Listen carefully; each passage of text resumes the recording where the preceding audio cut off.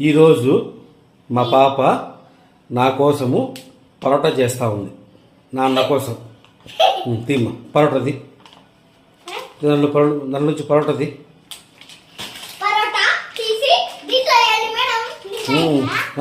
దూరం ఉండు, కొంచెం దూరం ఉండు.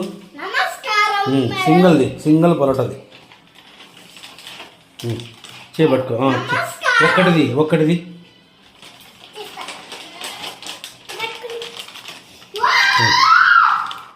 ఒక్కటి తీసి అట్లే పట్టుకో.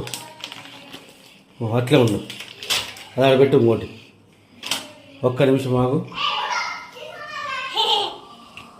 కొద్దిసేపు హీట్ అయిన తర్వాత దాని మీద వేస్తాం చపాతి. పరోటా